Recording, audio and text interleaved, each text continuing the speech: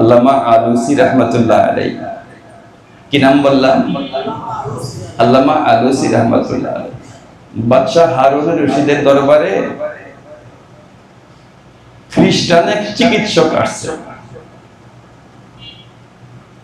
ওখানে এসে উনি পাইছে আলী ইবনে হুসাইন ওয়াকিদি রহমতুল্লাহ আলাইহি। আলী ইবনে হুসাইন ওয়াকিদি রহমতুল্লাহকে আয়েশা বাদশাহ হারুন রশিদের দরবারে বলছে যে আপনাকে আমি একটা কথা জিজ্ঞাসা করতে চাই। আপনাদের কোরআনের মধ্যে এমন একটা শব্দ পাইছি, শব্দ দিয়ে বুঝছি ঈসা আলাইহিস সালাম যে মাবুদ ছিলেন, উনি যে খোদা ছিলেন, উনি যে প্রভু ছিলেন, বুঝা ফেলাইছি এই শব্দটা আপনাদের কোরআন শরীফের মধ্যে আছে। এই শব্দটা উপস্থাপন করছে রূহুম মিনহু। এই শব্দ দিয়ে বুঝতে পারছি আপনাদের কোরআন শরীফেও আছে হযরত ঈসা আলাইহিস সালাম উনি একজন খোদা ছিলেন।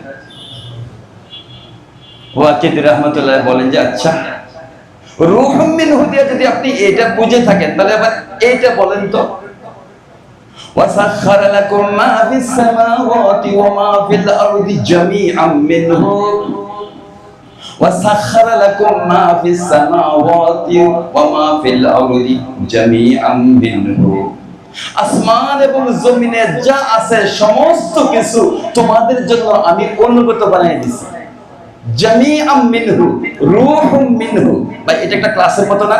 আমি আগেই বলছি যে আপনাদের ব্রেন সার্ফ রাখতে হবে। এটা রূহুম মিনহু আর জামিআম মিনহু কাছাকাছি না? তার থেকে সমস্ত, তার থেকে রূহ, তার থেকে সমস্ত, তার থেকে রূহ, এই যে কথাটা এটা সেম আছে কিনা? আচ্ছা, মিনহু শব্দের সাথে রূহ থাকার কারণে যদি ঈসা আলাইহিস সালাম প্রভু হয়ে যান, তাহলে জামিআম মিনহু আসমান এবং জমিনে যা আছে এটার পরেও তো মিনহু আছে, আর হুটা হলো আল্লাহর দিকে ইশারা করা হয়েছে। তাহলে তো বোঝা যায় আসমান জমিনে যা আছে প্রত্যেক চিজ আসবাব এক একটা খোদা। খ্রিস্টান চিকিৎসক ডাক্তাররা তুলনামূলক ব্রিলিয়ান্ট থাকে না? এত বড় বিজ্ঞ ডাক্তারটা বাদশাহ হারুন রশিদের দরবারে নিশ্চুপ হয়ে গেছে, কতক্ষণ চুপ থেকে কালিমা পড়ে মুসলমান হয়ে গেছে। এই রূহুম মিনহু শব্দকে মুসলমান